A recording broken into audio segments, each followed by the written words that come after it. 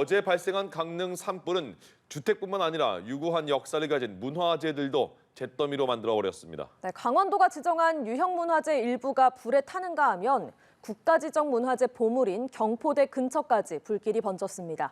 현장 취재기자 연결해 문화재 피해 상황 알아보겠습니다. 이상현 기자. 네, 저는 강원도가 유형문화재로 지정한 강릉 방해정 앞에 나와 있습니다. 멀리서 봤을 때는 괜찮은 모습이지만 자세히 들여다보면 곳곳이 불에 탔습니다. 특히 이 정자를 둘러싸고 있는 산림이 완전히 잿더미가 된 것을 봤을 때 이 문화재를 지키기 위해서 진화당국이 얼마나 사투를 벌였는지를 짐작할 수가 있습니다.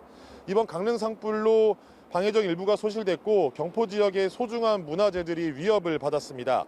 불길이 문화재가 밀집한 경포 인근으로 번지자 문화재청과 소방당국이 사수에 나섰는데 피해를 막지는 못했습니다. 1886년 조선 후기 경포 주변에 지어진 작은 정자인 상영정과 전통 사찰인 인월사는 전소됐습니다. 비지정 문화재이긴 하지만 나름의 역사를 간직하고 있는 소중한 문화유산이어서 아쉬움을 남기고 있습니다. 특히 국가지정 문화재 보물인 경포대 인근까지 불길이 번져 소실되는 게 아니냐는 우려가 나오기도 했는데요. 다행히 피해는 없었지만 문화재청이 만일의 상황에 대비해 경포대 현판 7개를 떼어내 가까운 오죽헌 박물관으로 옮기기도 했습니다. 이처럼 산불이 문화재를 집어삼킨 게 이번이 처음은 아닙니다.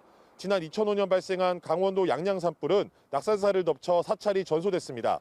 동종을 포함해 보물 3점이 소실됐고 낙산사를 둘러싸고 있던 아름드리 해송숲도 잿더미로 변했습니다.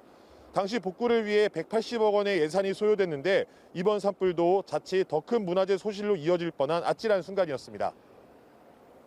네, 다시 생각해도 가슴이 철렁 내려앉는 순간입니다. 밤사이에 추가 피해는 없었습니까?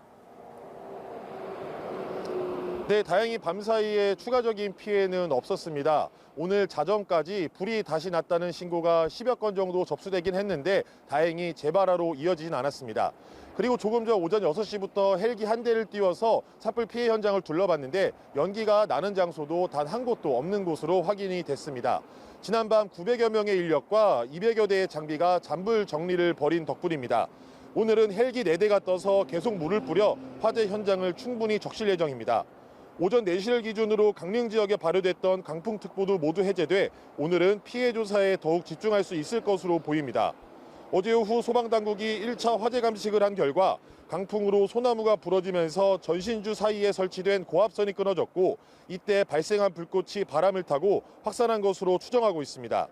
조금 전이 오전 8시 30분부터 20여 명의 인력을 투입해 구체적인 피해 규모 조사가 시작됐습니다. 강릉 아이스 아레나에는 이재민 대피시설 130여 동이 설치돼 그 안에서 이재민 290여 명이 하룻밤을 보냈습니다. 강원도는 피해 조사가 끝나는 대로 정부의 특별재난지역 지정을 건의하기로 했습니다.